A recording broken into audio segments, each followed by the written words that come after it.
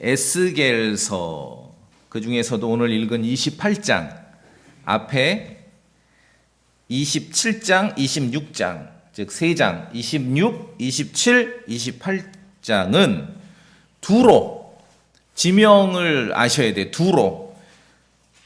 2절에 두로의 통치자에게 이르기를, 그러니까 두로라는 그 도시이고 왕국입니다. 국가입니다. 두로, 뭐 영어로는 티레라고도 합니다.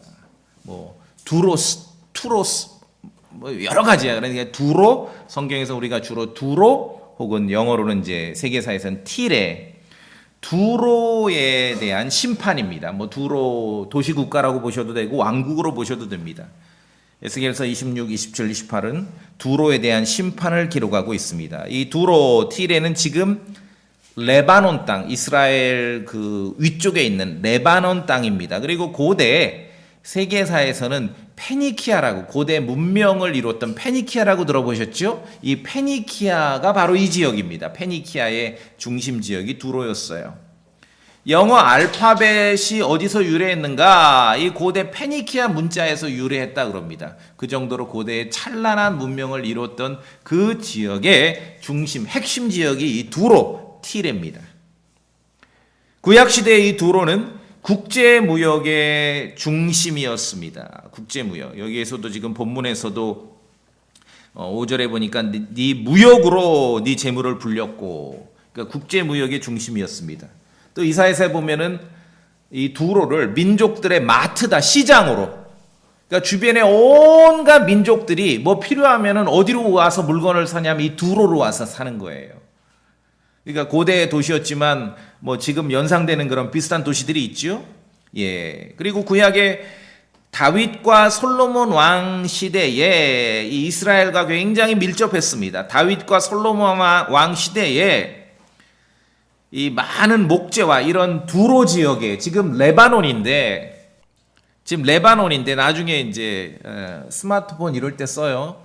끝나고 레바논 국기를 검색해 보세요. 그러면 레바논, 현대 레바논 국기가 중간에 이렇게 그 나무가 한 그릇이 있어요.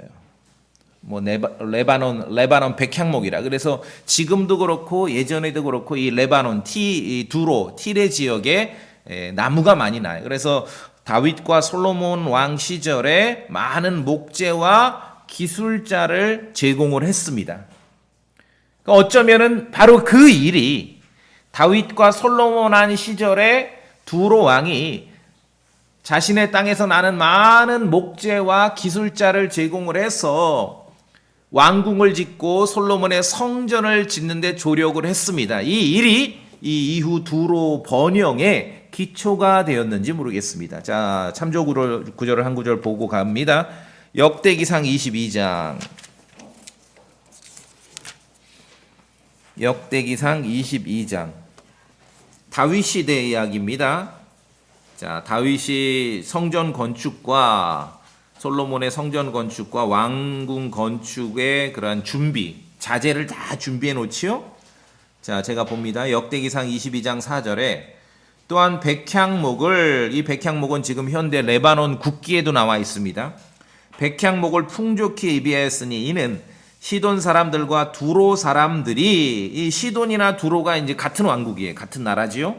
시돈 사람들과 두로 사람들이 백향목을 다윗에게 많이 가져왔기 때문이더라. 자, 어떤 이스라엘의 역사와 이 두로가 어떤 관계에 있는지 아시겠죠?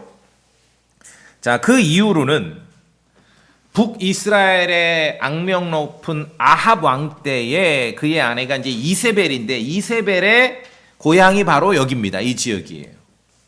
그래서 이세벨을 통해서 바알 숭배가 본격적으로 이스라엘 민족에게 이렇게 퍼지게 되는 그러한 일이 벌어졌죠. 자, 그래서 이 두로는 뭐 세계사에서는 고대 페니키아, 두로는 이스라엘 역사와 굉장히 밀접합니다. 아주 옛날에 뭐 문화사에서도 이제 그렇게 언급을 하는데, 고대 사회에서 최고의 명품, 옛날 뭐 수천 년 전에 이쪽 이제 지중해권 이 남부 유럽 지역에 고대 사회에서 최고의 명품이 뭔지 아십니까? 명품 중에 하나가 뭐 지금처럼 무슨 뭐 스마트폰 하이테크 기술이 아니라 그때 뭐 옛날 기껏해 먹고 입고 하는 건데 최고의 명품이 뭐냐면은 염색한 옷이야, 염색.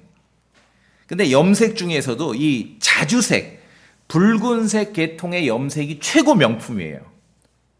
퍼플, 뭐 임페리얼 퍼플 그래요. 이런 붉은색 계통, 자주색 계통의 염색, 자주색 계통으로 물들인 옷이 최고예요. 그 외국 유럽의 역사 보면은 왕이나 특히 이제 카톨릭 추기경들이 전부 이런 붉은색, 자주색 계통의 옷을 입어요. 자기들이 좀 있는 것을 드러내는 거지요. 자, 고대 사회에서 이 최고의 명품, 자주색으로 염색한 옷감, 그 염료의 원산지가 바로 두로입니다. 두로예요. 여러분이 그래서 26장이나 27장 쭉 읽어보시면은 이 옷감 얘기가 자주 나옵니다. 옷감 얘기. 임페리얼 퍼플. 그렇죠? 우리나라는 뭐 지금도 그러나 국사 배우면은 뭐 첫째 단일 민족이다. 두 번째 백이 민족이다. 왜 백이 민족이에요? 흰색 옷을 즐겨 입고 좋아해서 염색을 못해서 그것만 입은 거예요. 없어서. 고대 사회도 염색이 최고의 그러한 명품이었거든요. 사치품. 자, 그래서 두로는 성경에서 두로는 세계사에서 페니키아라고 이해하시면 됩니다. 자, 그런데 오늘 28장은 구체적으로 이제 두로의 통치자, 두로 왕에 대한 심판을 예언하고 있습니다. 그런데 두로에 대한 심판은 이중적입니다. 일부는 역사적으로 이미 성취되었습니다. 자, 그것은 26장 한 장 넘기셔서 26장 7절을 보시면은 26장부터 두로에 대한 심판이라고 말씀드렸습니다. 심판의 예언. 26장 7절에 주 하나님께서 이같이 말하노라. 보라, 내가 왕들의 왕 곧 바빌론 왕 느부갓네살을 말들과 병거들과 기병들과 무리들과 많은 백성들과 함께 북쪽에서 데려와 두로를 치게 하리니. 아하, 바빌론 왕에 의해서 두로를 치시겠다고 말씀하셨는데 이 사건은 이미 역사적으로 성취되었지요?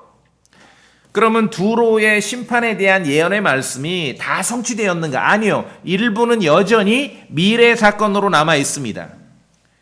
아직 성취되지 않은 사건은 그리스도의 왕국이 세워질 때 이방인들을 심판하는 그 시간에 두로에 대한 남은 심판, 남은 예언도 성취될 것입니다. 자, 그 구절은 또 26장에서 한 구절 더 비교해 보시면은 19절에 제가 봅니다. 26장 19절에 주 하나님이 같이 말하노라. 내가 너를 사람이 거주하지 아니하는 도시들 같이 황폐한 도시가 되게 하고. 자, 두로에 대해서 심판하시는데 앞서 바빌론 왕에 의해 심판하겠다는 것은 우리가 역사적으로 성취된 걸 알 수 있죠. 확인할 수 있습니다. 자, 그런데 또 다른 구절을 보면은 아예 사람이 거주하지 않게 만들겠다. 레바논 사람 많이 살아요, 지금도. 아시겠죠? 예. 이건 아직 성취되지 않은 미래의 약속입니다. 마찬가지로 21절도 보시면은 내가 너를 공포가 되게 하리니 네가 다시는 있지 아니하리라. 아예 사라져 버리겠다 그랬어요. 그런데 아직 있지 않습니까? 레바논에 가면은 티레라는 도시가 아직 있습니다. 자, 그래서 에스겔 26, 27, 28장은 고대 두로, 세계사에서 페니키아라고 말할 수도 있는 두로에 대한 심판의 예언의 말씀인데 일부는 역사적으로 성취되었고 일부는 여전히 미래의 사건으로 남아있다. 그것을 우리가 성경을 통해 확인할 수 있습니다.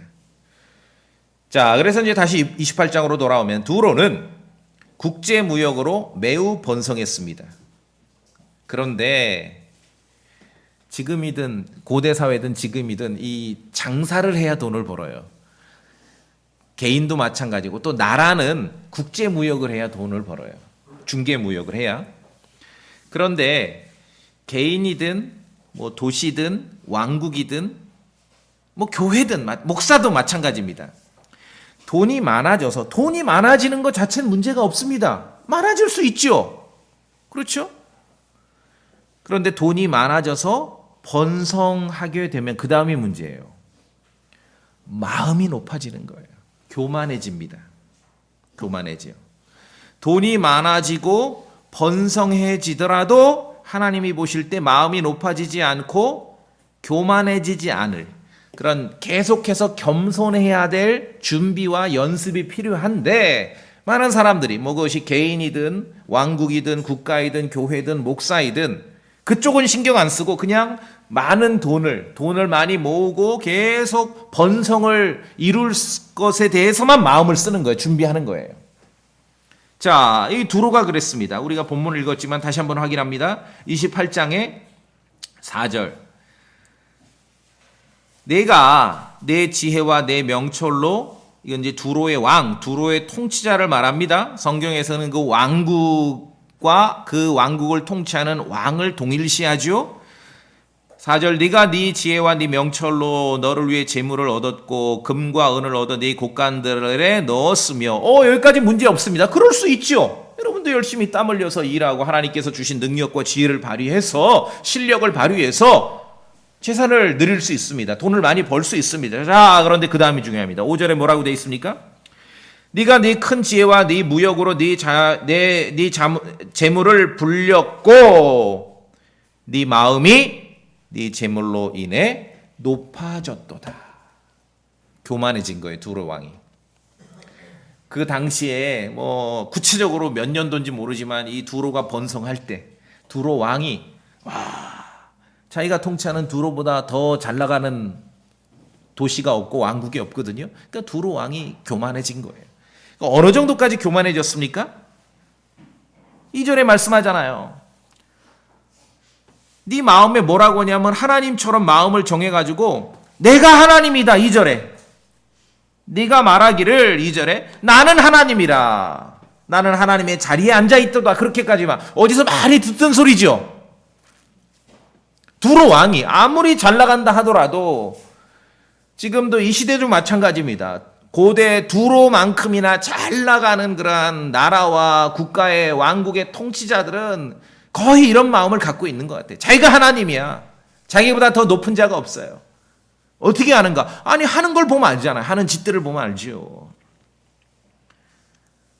두로는 번성했고 번영했고 돈이 많아졌습니다. 그런데 그러자 그 왕은 그 통치자는 마음이 높아졌어요. 심지어 자기가 하나님이라고 그렇게 외치기 시작합니다.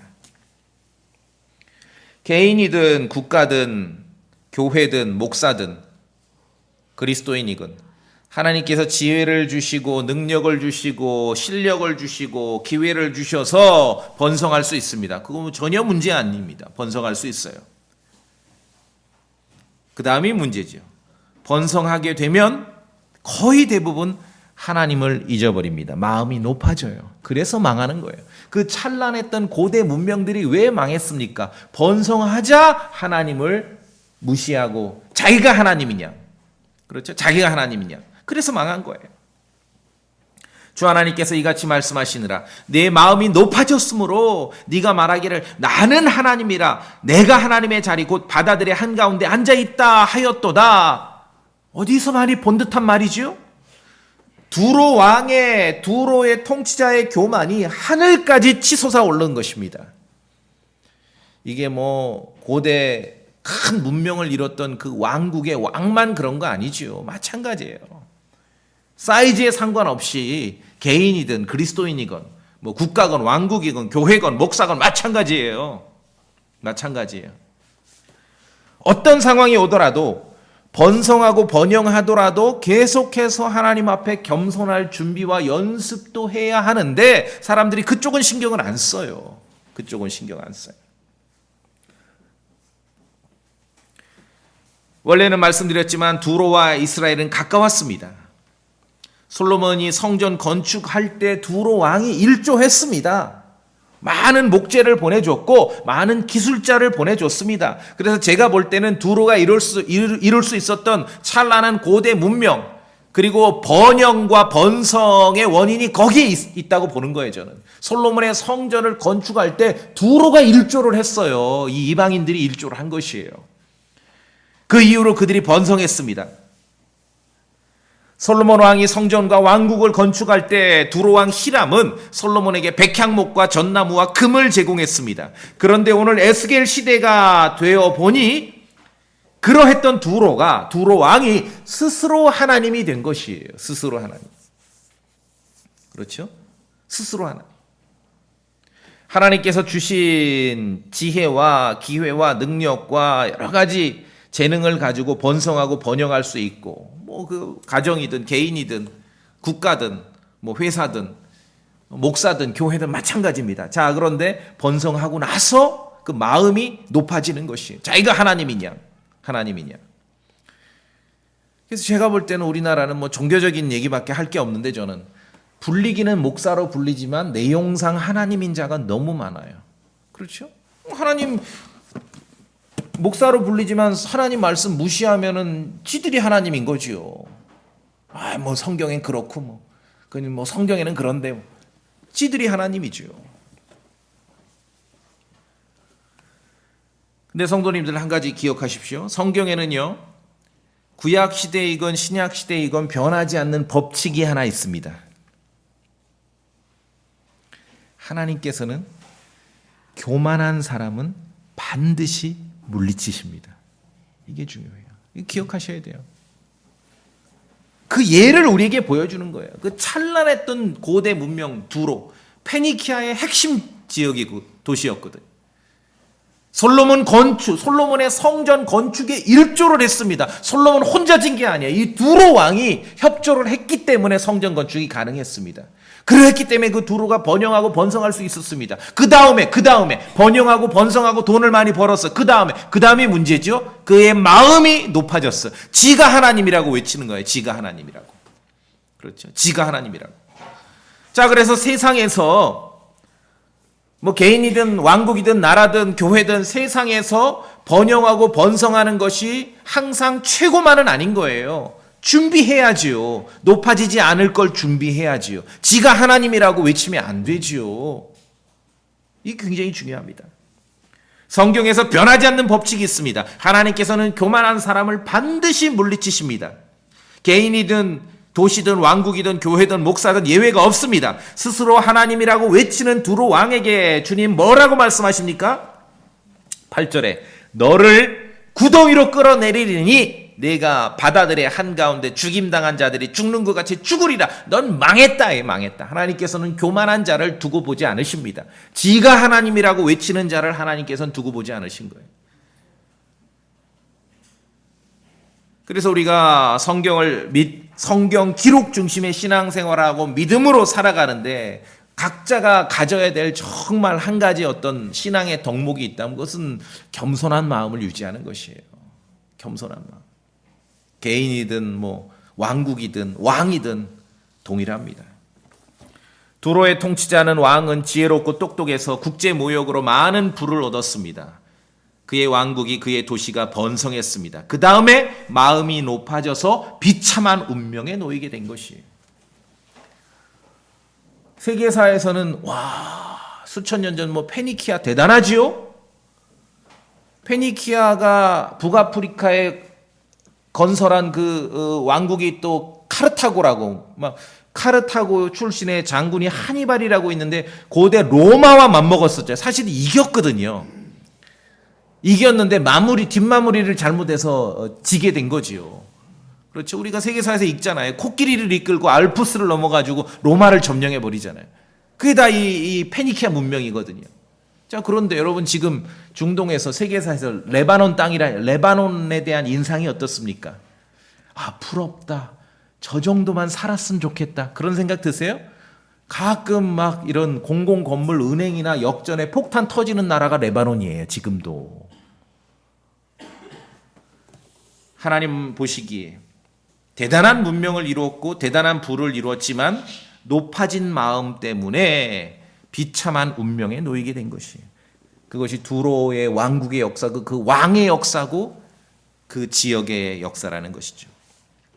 찬란한 역사를 남긴 고대 문명들이 스스로 높아져서 사라져가고 있었다는 것입니다.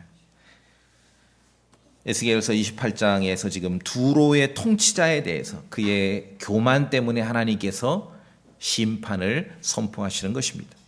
자, 이어서 12절도 보시면은 두로 왕에 대해서 한 번 더 말씀이 임합니다.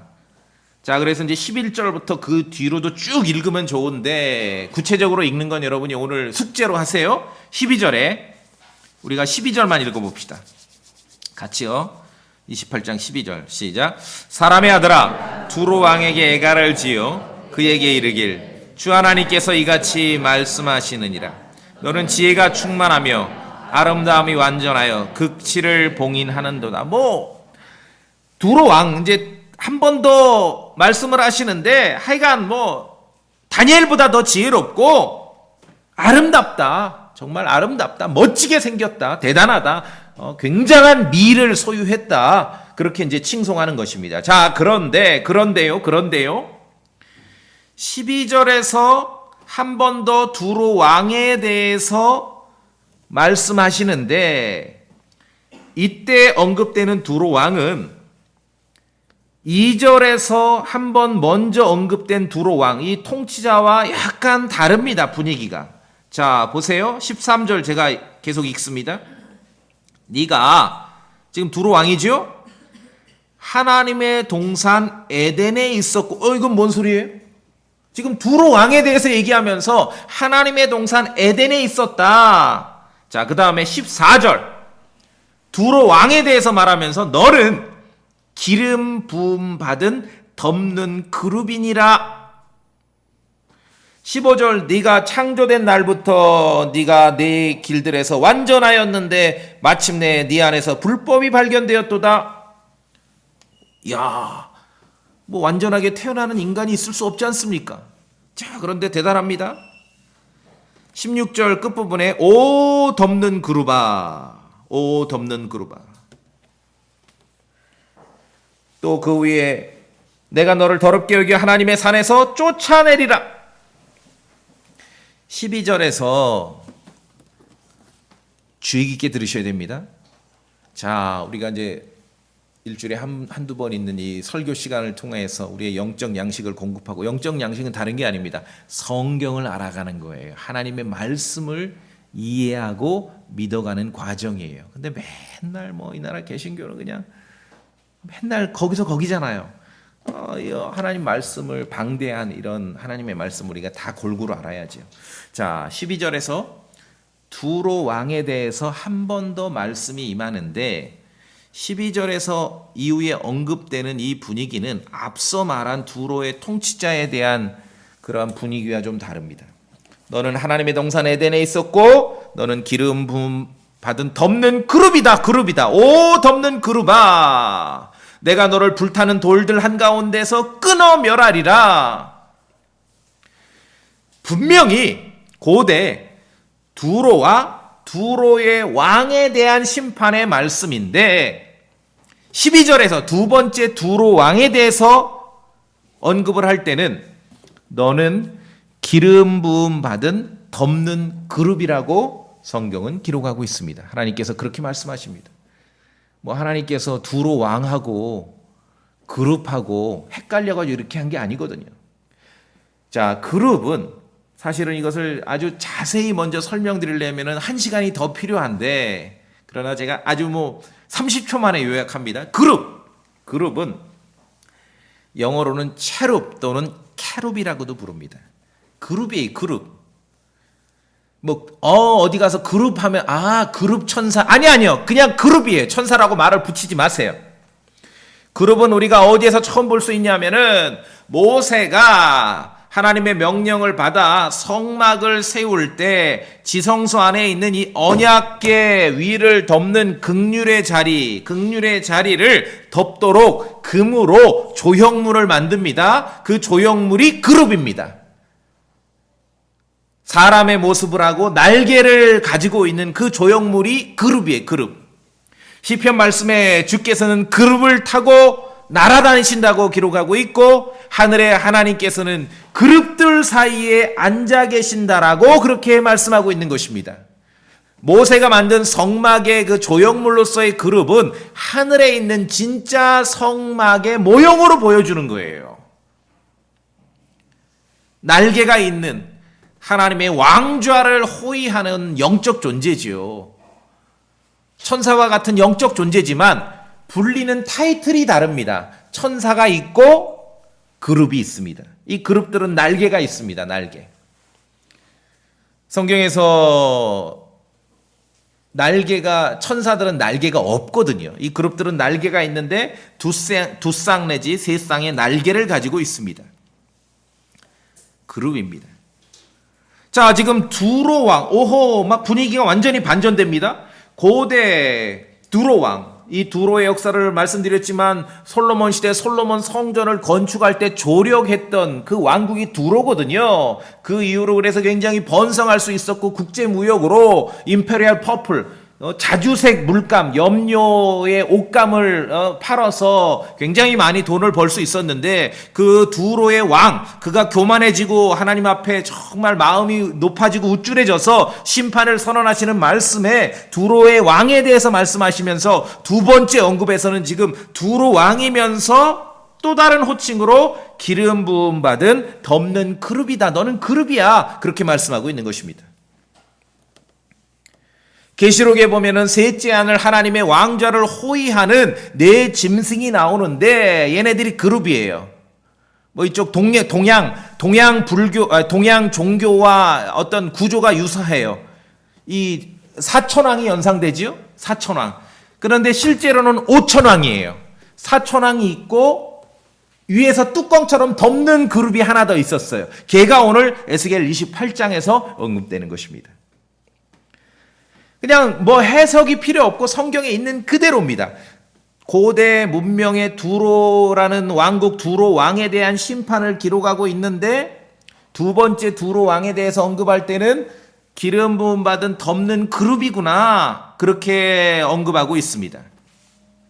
두로 왕과 덮는 그룹으로 불리는 이자도 12절의 이자도 앞서 우리가 10절까지 보았던 앞선 두로의 통치자와 마찬가지로 자신의 아름다움과 자신의 위치로 인해서 마음이 높아졌습니다. 마음이 15절에 보았지 않습니까? 네가 창조된 날부터 네가 네 길에서 완전하였는데 마침내 네 안에서 불법이 발견되었도다.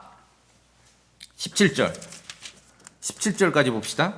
우리 같이 읽어볼까요? 17절 시작. 내 아름다움으로 인해 내 마음이 높아졌고 내 광채로 인해 내가 네 지혜를 부패시켰으니 내가 너를 땅바닥에 던지고 왕들 앞에 두어 그들이 너를 바라보게 하리라. 마찬가지죠. 아름다움으로 인해 마음이 높아졌습니다. 너무 지혜로워서 타락한 거예요. 부패된 거예요. 자기가 너무 똑똑하다고 인지하면 타락합니다. 아시겠죠? 똑똑하다고 내가 좀 머리가 좋아라고 생각할 수는 있지만 나보다 더 똑똑한 사람이 있다라고 인정해야 됩니다. 내가 제일 똑똑해 하면은 타락한 거예요. 부패한 거예요. 이 그룹이라고 불리는 이 두 번째 두로 왕은 아름다움으로 인해 너무 아름다워 멋져 마음이 높아졌어요. 마음이 높아졌어요. 교만해진 것이 약간 좀 절반만 사실로 적용하면 그래서 이거는 그냥 사견입니다. 예쁠수록 믿음 좋은 사람이 없어. 아름다움은 너무 예쁘고 아름다우면은요 교만해져요. 마음이 높아져요. 두 번째 지금 12절에서 언급된 두로 왕, 너는 덮는 그룹이라고 기록된 이 두 번째 두로 왕. 여러분 이 자가 누군지 아십니까? 저는 이 자의 이름을 압니다. 이름색 석자를 알아요. 이 자는 루시퍼입니다. 루시퍼예요. 덮는 그룹. 자, 그럼 잘 들으세요. 에스겔서 26장, 27장, 28장은 고대 두로 왕국에 대한 심판을 예언하고 있습니다. 그러면서 28장에서는 구체적으로 두로 왕을 심판하셔요. 26장, 27장은 이 두로라는 나라를 심판하시는데 28장에서는 두로 왕을 심판하시는데 28장을 있는 그대로 자세히 읽어보니까 두 명의 두로 왕을 언급하고 있습니다. 먼저는 눈에 보이는 두로 왕이 있고요. 그리고 눈에 보이지 않는 두로 왕이 있습니다. 여러분 무슨 말씀인지 아시겠습니까? 이거 대단히 중요합니다. 성경이 아니고서는 우리가 알 수 없고 이해할 수 없습니다. 바로 이것이 하나님 없는 세상, 하나님 없는 세상 문명의 실체입니다. 국제무역으로 재산을 불리고 그 재물과 돈 때문에 마음이 높아진 두로 왕이 있는데 인간 왕이 있고요. 그렇게 해서 마음이 높아지고 교만해진 인간 두로 왕이 있고 그 이전부터 하나님의 동산 에덴에 있다가 자신의 아름다움 때문에 마음이 높아져서 쫓겨난 영적인 두로 왕이 있는 것입니다. 성경은 이 사실을 우리에게 알려줍니다. 여러분 이 말씀을 통해서 하나님 없는 이 세상의 문명의 실상을 보게 되는 것이에요. 사악한 인간 왕, 인간 통치자의 배후에는 사악한 영적 왕, 영적 통치자도 있는 것입니다. 혼자 돌아가는 게 아니에요. 하나님께서는 지금 두로에 대해서 심판을 말씀하시면서 교만해진 인간 왕의 심판과 아울러서 교만해진 영적인 왕, 보이지 않는 왕의 심판 두 가지를 모두 선언하시는 것이에요. 보이는 왕국이 전부가 아닙니다. 눈에 보이는 왕이 통치자가 전부가 아니에요. 보이는 인간 왕이 전부가 아닙니다. 어떤 사람들이 왜 성경을 하찮게 하고 믿지 않는가? 성경 중심으로 살지 않으면 왜 문제가 되냐면 이 성경 말씀을 믿지 않으면은 보이지 않는 세계, 보이지 않는 존재에 대한 믿음이 없는 것이에요. 이 성경에 근거하지 않으면은 제가 오늘 여러분에게 하는 얘기는요, 사실은 미친 소리예요. 그렇죠? 고대 이방인 문명 왕국 중에서 가장 대표적인 두로를 말씀하시면서 왕이 둘이 있다고 말씀하는 거예요. 성경은 지금 눈에 보이는 인간의 왕이 있고 보이지 않는 영적인 왕이 있다는 거예요. 둘 다 두로 왕이에요. 사악하고 타락한 인간의 배후에는 사악하고 타락한 영적 존재가 도사리고 있다는 것이에요. 이것을 우리가 받아들이는 거예요. 성경 기록을 통해서. 이해하시겠습니까? 두로가 그렇게 교만해지고 타락한 것은 그렇게 된 인간 왕이 있지만 두로를 통치하는 것은 그 인간 왕만 통치하는 게 아니라 눈에 보이지 않는 영적인 왕도 통치라는 거예요. 성경의 역사에서 직접적으로 마귀도 사탄도 자신의 왕국과 조직을 거느리고 있거든요. 정부 조직이 있습니다. 사탄도. 다 졸개들과 자기 쫄자들로 운영을 하는데 성경을 보니까 직접적으로 사탄이 직접적으로 개입을 해서 최고 대장이 직접적으로 개입을 해서 만든 문명이 두 개가 있어요. 첫째는 오늘 보고 있는 이 두로고 두 번째는 바빌론이에요. 두로와 바빌론은 사탄이 그 대장이 직접 개입해서 만드는 그런 문명이라는 것이죠.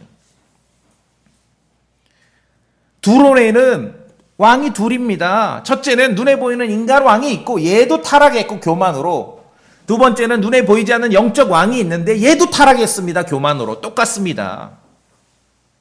사악한 인간 지도자 배후에는 사악한 영적 지도자도 있다는 것입니다. 자, 어떤 사람들은 뭐 크리스찬일 수도 있고 아닐 수도 있는데 형제님, 이 세상 권력자 배후에는 은밀하게 움직이는 사악한 조직들이 있습니다. 뭐 그들을 무슨 뭐 프리메이슨이라고 불러도 좋고 일루미나티라고 불러도 좋아요. 그런 얘기 들어보셨죠? 맞아요. 사실이에요. 이 세상 권력 배후에는 사악하고 은밀한 그런 조직들이 은밀하게 활동하고 있어요. 그래서 그들의 정체를 밝혀내는 것을 또 신념으로 갖고 아주 그냥 사명으로 하는 분들도 있어요. 저는 그 일도 훌륭한 일이라고 봅니다. 그 나쁜 일이 아니에요. 그런데 성경을 믿는 우리 그리스도인, 믿음을 가지고 살아가고 있는 우리 그리스도인은 그보다 더 중요한 사실을 오늘 한 가지 기억하셔야 됩니다. 세상 권력의 배후 세력으로는 은밀하게 움직이는 그러한 배후에서 활동하는 사악한 조직만 있는 게 아니라 세상 권력의 배후 세력으로는 사악한 영적 조직도 있다는 것입니다. 눈에 보이지 않는 마귀의 그런 세력도 있다는 거예요. 이것은 성경 기록을 통해서만 알 수 있는 것이에요. 그렇게 잘 나가던 두로가 타락했습니다. 그 왕이 타락했어요. 하나님께서 심판하십니다. 누구를 심판하십니까? 그 두로라는 왕국을 심판하시고 두로의 왕을 심판하시는데 28장에 알려주는 건 무엇입니까? 두로 왕이 있는데 가만히 보니까 두로 왕이 둘이 있는 거예요. 인간 왕이 있고 영적인 왕이 있는 것이에요. 성경을 통해서 하나님의 말씀을 통해서 우리가 이 진리를 알 수 있는 것이에요. 여러분 충분히 이해하시지요? 받아들이실 수 있지요? 눈에 보이는 세상, 세계만 전부가 아닙니다. 눈에 보이는 권력자만 전부가 아니라는 것이에요. 에스겔과 비슷한 시대를 살았던 다니엘이 있습니다. 다니엘은 기도 제목 중에 하나가 자신의 민족 이스라엘의 미래가 어떻게 될지 궁금했어요. 그 일을 위해서 금식 기도를 했습니다. 대단하죠? 우리처럼 맨날 돈 좀 생기기를 원하고, 이거 금식 기도가 아니라 다니엘의 기도 제목은 자기 민족이 어떻게 될지 궁금했던 것이에요. 그래서 금식 기도를 했습니다. 자, 그런데 21일 만에, 구약 시대는 이제 막 기도 응답이 실제 천사를 통해 기도 응답을 받게 되니까요. 21일 만에, 3주 만에 천사가 기도 응답을 가지고 다니엘에게 나타났습니다. 그런데 기도 응답만 주는 게 아니라 왜 21일 만에 왔는지를 설명을 해요. 사실은 첫날부터 하나님께서 오케이 하셨다.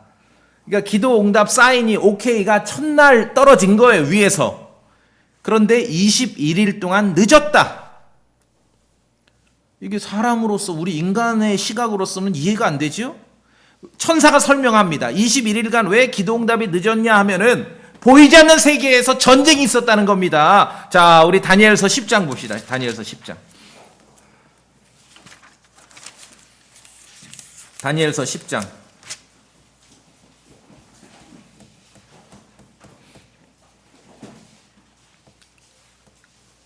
다니엘서 10장. 제가 봅니다. 12절. 구약은요, 굉장히 한 구절 한 구절이 중요합니다. 다니엘서 10장 12절.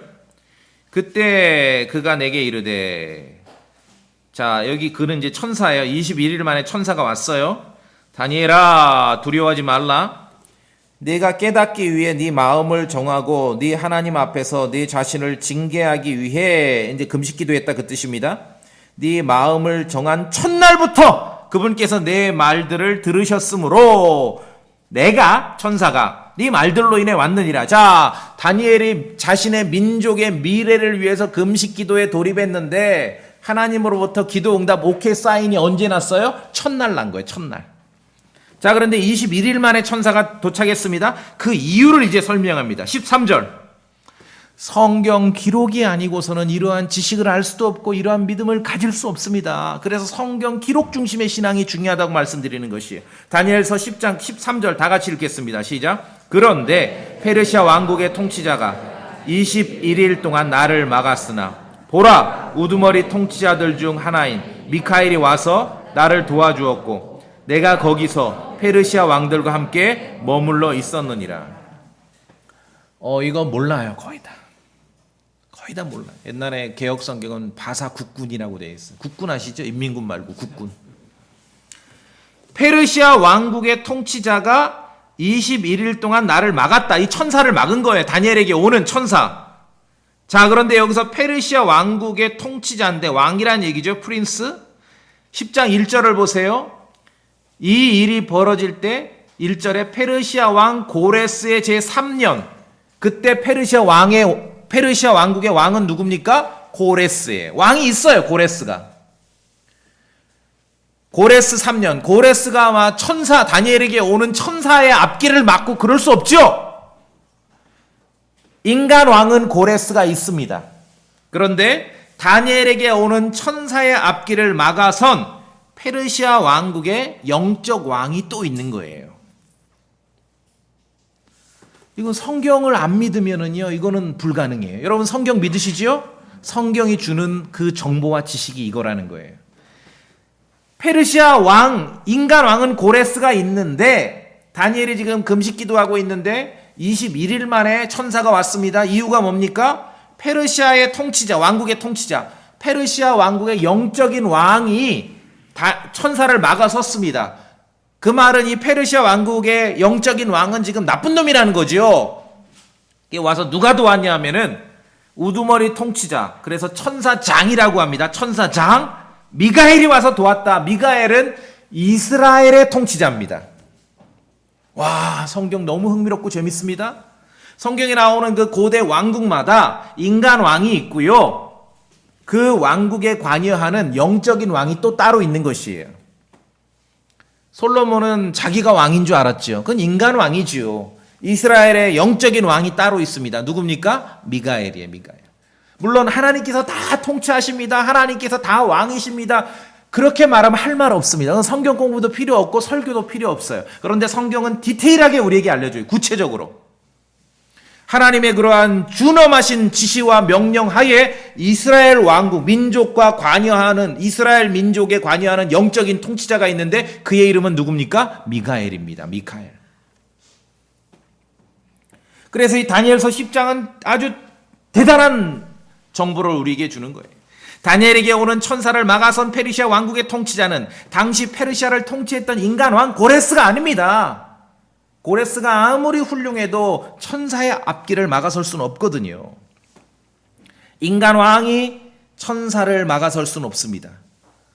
와, 그러니까 스쳐 지나가지요. 막 흥미롭게 봤던 외국의 막 큰 스케일의 막 그런 영화 그런 기본 포맷이 어디서 왔는지 우리가 알 수 있겠죠? 이스라엘을 통치하는 미카엘이 와서 이 천사를 도와줬습니다. 다니엘은 자신의 민족의 미래를 위해서 금식 기도하고 있었을 뿐인데 21일 만에 기도 응답이 왔습니다. 천사가 도착을 했습니다.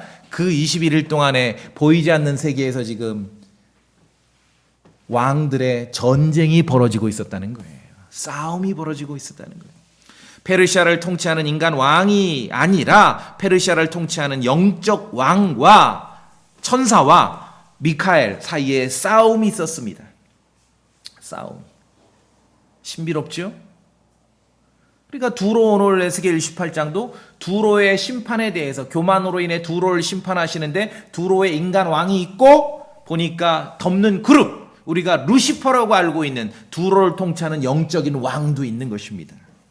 이후에 페르시아 이후에 세계의 패권 국가 그리스가 등장을 하는데 알렉산더만 왕이 아니라 알렉산더 인간 왕이 있고 그리스에 또 영적인 왕도 있는 것이에요. 성경에서는 세상 왕국에 있는 왕들 배후에 영적인 왕도 있다라고 알려주는 겁니다. 성경 기록을 믿어야지 이게 가능해요. 하나님 없는 세상 문명과 하나님 없는 각 왕국의 역사와 통치는 잘 정비된 조직된 그런 마귀들의 조직에 의해서 마귀들의 정부에 의해서 통치가 되는 것입니다. 예수님께서도 사탄도 자신의 왕국, His kingdom, 사탄도 자신의 왕국을 가지고 있다고 말씀하셨습니다. 마귀, 사탄의 왕국도 아주 매우 조직적으로 구성되어 있어요.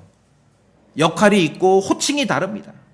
그렇죠. 왕이 있고 통치자 프린스가 있고 뭐 프린스팔러티가 있고 다 달라요. 성경을 통해서 우리가 알 수 있는 것은 세상 왕국에는 보이지 않는 영적인 통치자도 있음을 알게 되는 것입니다. 여러분, 믿음으로 산다는 게 뭡니까? 보이지 않는 세계에도 존재하는 걸 믿는 것이지요. 예, 성도가 성경을 믿는데 눈에 보이는 것만 전부라고 생각하면 이건 믿음이 없는 것입니다. 다니엘에게 21일 만에 천사가 기도응답을 가지고 도착한 사건의 실상을 통해 다니엘서 10장을 통해 우리가 오늘 에스겔서 28장 두로 왕에 대한 예언의 말씀을 보면서 다시 한번 확인하는 거. 아하! 인간 왕이 있고 사악한 인간 왕이 있고 그 배후에는 사악한 눈에 보이지 않는 영적인 왕도 있구나. 또한 우리가 다니엘의 기도 21일 만에 그 기도 응답이 된 것을 보면서 우리가 성도들이 기도할 때 보이지 않는 세계에서 무슨 일이 벌어지고 있는지 여러분 짐작하실 수 있겠어요? 그래서 인내가 필요하고 끝까지 견뎌내면서 우리가 기도해야 된다는 거지요. 포기하지 않고. 왜? 보이지 않는 세상에서 어떤 일이 벌어지는지 아무도 알 수 없는 거예요. 눈에 보이지 않는 세상을 우리가 볼 수가 없으니까. 믿음을 가지고 산다는 것은요, 눈으로 보는 것만이 전부가 아니라는 걸 우리가 받아들이는 거예요. 여러분 그렇게 믿으시죠? 보이지 않는 세계가 있는 것이에요. 다니엘이 기도할 때 다니엘에게 기도 응답이 오기 위해서 영적인 세계에서 전쟁이 벌어지고 있었다는 거예요. 그거 아시겠습니까? 자, 그래서 오늘 에스겔서 28장으로 다시 와보면은 고대 두로에는 마음이 높아지고 교만해져서 처벌받는 왕이 둘이 있었습니다. 하나는 인간 왕이고요. 또 하나는 영적인 왕입니다. 사악한 인간 통치자 배후에는 그보다 더 사악한 영적인 통치자도 있다는 것입니다. 몇 군데를 통해 우리가 같은 내용을 본다면 맞는 거지요? 성경을 통해 않는 거예요. 개인도 교회도 마찬가지예요. 어떤 성도가, 자, 구원받은 어떤 성도가 하나님의 말씀을 잘 순종하고 살다가 어느 순간 하나님의 일을, 하나님의 교회를, 하나님의 진리를 망치는 쪽으로 살아가고 행동을 하고 말을 하고 그렇게 한다. 그럼 그 순간 그 사람의 배후에는 지금 마귀가 통치하고 있는 거예요. 그래서 예수님께서 베드로에게 사탄아 너는 내 뒤로 물러가라 라고 말씀하셨어요. 그 순간 하나님의 일을 망치는 쪽으로 예수님 앞에서 베드로가 발언했을 때 예수님께서는 그 순간 베드로 배후에 영적인 그러한 사악한 존재가 도사리고 있음을 보신 거죠. 그래서 사탄아, 베드로에게 사탄아 그랬어요. 사탄아. 오늘 두로의 왕에게 말씀하시면서 두로 왕에게 경고를 주시는데 너는 그룹이다. 덮는 그룹이다. 그렇죠? 그룹이다. 이 땅에서 마귀가 일하는 방식을 알 수 있는 것이에요. 마귀가. 뭐 영안이 열려가지고 뭐 마귀를 보고 천사를 보고 다 그 거짓말입니다. 뻥입니다. 성경을 보면 그런 식으로 일하지 않습니다. 영적인 존재들이 눈에 보이는 그 사람을 통해서 일을 하는 거죠. 자, 그러면 이제 우리가 페르시아 통치자나 두로의 왕에 대한 얘기를 봤는데, 이렇게 사탄의 왕국만큼 굉장히 구체적이고 디테일하진 않지만 제가 볼 땐 그 반대도 마찬가지예요. 반대라는 것은, 자 보세요. 이스라엘 자손을 위해서 천사장 미카엘이 영적인 통치자로 있지요. 그러니까 사탄의 왕국만 조직적으로 움직이는 게 아니라 반대, 하나님의 왕국도 조직적으로 움직여요. 성도와 교회를 위해서도 저는 마찬가지라고 봅니다. 성도와 교회를 위해서도 그 배후에 영적인 하나님의 말씀 안에 있다면 그 배후에 천사들이, 하나님의 천사들이 배후에 일을 하고 있는 것이죠. 제가 어떤 증거로 보냐면, 자, 이거 아마 계시록 좀 공부하신 분은, 계시록 주석서 이것도 보고 저것도 보고 하는 분들은 알 것도 같고 모를 것도 같고 많은 분들이 의문을 가져요. 계시록 2장 3장에 보면 7교회에다 편지를 쓰지요. 근데 7교회 교회에다 직접 쓰지 않고 교회 목사에다 안 쓰고 교회 천사에다 씁니다. 에베소 교회 천사에게. 그렇죠? 자, 제 설교 지금 이제 쭉 들어와 무슨 말인지 알아들으시겠죠? 예, 눈에 보이는 세계가 다가 아니라는 것이에요. 저는 우리와 여러분과 우리 교회에 관련된 천사가 있다라고 믿는 거예요. 계시록 2장 3장 보세요. 7교회에다 편지를 쓰는데 목사에게 쓰지 않아요. 교회에다가 직접 쓴 것도 아니에요. 성도들에게 쓴 게 아니라 천사들에게 보냅니다. 천사를 상대하세요. 그 교회의 배후에 영적인 그런 존재가 있다는 거지요. 개인이나 왕국이나 교회에도 눈에 보이지 않는 영적인 존재들이 관여하고 있음을 우리가 성경을 통해서 믿을 수 있는 거예요. 그런데 계시록 2장 3장에 그 올바른 성경 킹제임스 천사인데 이거를 사람들이 믿지를 않아. 그러니까 메신저라고 번역하는 거예요. 사자. 그러니까 영적인 존재로 받아들이지 않아. 에베소 교회 사자에게 그러면 거의 사람이라고 이해하지요. 목사님으로. 아예 교회 지도자라고 번역한 성경도 있어요. 에베소 교회 지도자에게 편지하노라. 웃긴 얘기지요. 눈에 보이지 않는 믿음을 가지고 산다는 게, 성경을 믿는다, 눈에 보이지 않는 세계가 있음을 알아야 됩니다. 왕국에 관여하는 영적인 통치자도 있고요, 성도와 관여하고, 그렇죠, 교회와 관여하는 영적인 존재 천사들도 있는 것입니다. 그걸 우리가 성경을 통해 믿는 것이에요. 영적인 세계를 믿지 않기 때문에 성경도 뜯어 고치는 거예요. 에베소 교회의 천사에게 쓰라 했는데 에베소 교회 지도자에게 쓰라, 이렇게 성경도 뜯어 고치는 거예요. 영적인 세계를 믿지 않기 때문에. 여러분, 영적인 세계 믿으시죠? 믿음으로 산다는 건 눈에 보이지 않는 세계가 있다는 걸 믿는 거예요. 그래서 우리가 에스겔서 28장을 통해서 우리가 봐야 될 것은 고대 두로의 사악한 인간 왕과 불법적인 국제 무역을 통해 많은 부를 축적해서 그가 교만해지고 타락한 사실만 보면 안 돼요. 이건 그냥 세계사죠, 세계사. 우리가 봐야 될 것은, 성경을 통해 보는 것은 고대 두로의 타락과 그 왕의 교만한 마음이 높아진 사건의 그 배후에는 사악한 영적인 왕도 있었다는 걸 아는 거예요. 성경을 통해 아는 거죠. 구약은요, 세계사가 아닙니다. 하나님의 말씀이에요. 영적인 지식을, 진리를 우리에게 알려주는 것입니다.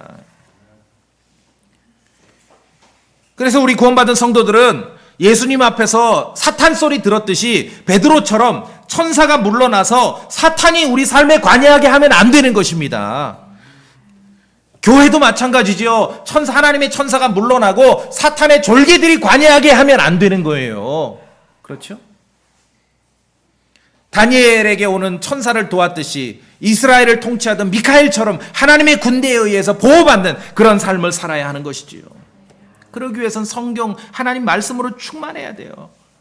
성령 충만하고, 그렇죠? 영적 양식이 뭡니까? 성경을 아는 거예요. 성경을 아는 족족 그대로 믿는 거예요. 자꾸 뭐 해석을 하거나 뜯어 고치는 게 아니라, 그랬을 때 성령 충만하고 진리의 영으로 가득 채워지는 것입니다. 사탄의 왕국도 체계적으로 조직되어 있습니다. 최고 통치자가 있고 그 아래 졸개들이 있습니다. 페르시아는 졸개들이 통치했어요. 그런데 두로는 최고 통치자 루시퍼가 직접 통치한 거예요. 두로는. 마귀는 사악한 인간 왕 배후에서 더 사악한 영적 왕을 배치하고 있는 것입니다. 교회는 이 시각을 가져야 됩니다. 아시겠습니까? 눈에 보이지 않는 세계를 까먹으면 그거는 세계사를 공부하는 거예요. 세계사. 우리가 세계사도 공부해야 되지만 우리가 신앙생활하고 교회는 시각이 눈에 보이지 않는 세계에 대한 믿음과 인식을 해야지요. 이게 다른 거예요. 이게 믿음 생활이에요. 만약에 눈에 보이지 않는 세계를 까먹어버리면은 저보다는 그냥 역사 교수님이 이 자리에 서는 게 더 나아요. 그렇죠? 근데 그게 아니에요. 그게 아니에요. 하나님의 진리는 눈에 보이지 않는 세계에 대한 믿음과 인식이 있어야 됩니다. 자, 그래서 러시아 우크라이나 전쟁도 참 관심 있게 우리가 봐야 되고 중요합니다. 그런데 러시아 우크라이나 전쟁만 전쟁이 아니라는 것이에요. 눈에 보이지 않는 전쟁들이 벌어집니다. 다니엘이 기도했을 때 21일 동안에 하늘의 왕들에서 영적인 왕들 간의 싸움이 벌어진 거예요. 하늘에서 영적인 왕들이 싸웁니다. 여러분 그걸 믿으시죠? 자, 에베소 6장 봅시다. 에베소 6장. 에베소 6장. 에베소서 6장. 에베소 6장 11절에 너희가 마귀의 관계들을 대적하여 설 수 있도록 하나님의 전신갑주를 입으라. 우리 성도님들 12절 다 같이 읽읍시다. 시작. 우리는 살과 피와 맞붙어 싸우지 아니하고 권력들과 권능들과 이 세상 어둠의 치리자들과 높은 처소들에 있는 영적 사악함에 맞붙어 싸우느니라. 여러분 그대로 믿으십니까? 예, 교회의 싸움은 영적인 싸움이에요. 눈에 보이지 않는 세계에서 지배하는 그 사악한 존재들을 대항해서 싸우는 것이에요. 사악한 인간왕 배후에는 사악한 영적인 왕도 있다는 것입니다. 그러면 교회로서 여러분이 그냥 개인 시민으로서 모르겠습니다. 교회로서는 에베소 6장 12절에 있는 것처럼 사악한 눈에 보이지 않는 영적인 왕에 대한 인식을 갖고 이 영적인 싸움을 싸워가는 것이에요. 그게 교회에게 주어진 싸움이라는 것이죠. 보이는 세계가 전부가 아닙니다. 사악한 인간 왕만을 상대하면 여러분 믿음이 없는 것입니다. 교회는 보이지 않는 사악한 영적인 왕을 상대해야 됩니다. 그러기 위해서 하나님의 정신갑주, 하나님의 말씀으로 무장해야 되는 것이에요. 교회의 싸움은 살과 피에 맞붙어 싸우는 싸움이 아님을 여러분 충분하게 이제 공감하시겠죠? 예, 이 땅에 지금 성경 기록을 믿는 성도들에게 보이지 않는 세계에서 벌어지는 그 싸움에 대해서 실상을 알려주면서 무장하라는 거예요. 무장하라. 그래서 영적으로 무장해야 됩니다. 영적인 싸움을 싸울 수 있어야 되는 것이에요. 고대 두로에는 두 명의 왕이 있었습니다. 하나는 인간 왕이었고 하나는 영적 왕이었어요. 지금도 마찬가지예요. 보이지 않는 세계가 있음을 여러분 아시고 말씀에 있는 것처럼 하나님의 전신갑주로 우리의 싸움이 살과 피에 맞붙어 싸우는 싸움이 아님을 여러분이 받아들이고 믿음으로 그렇게 살아가시길 바라겠습니다. 다 같이 기도하시겠습니다.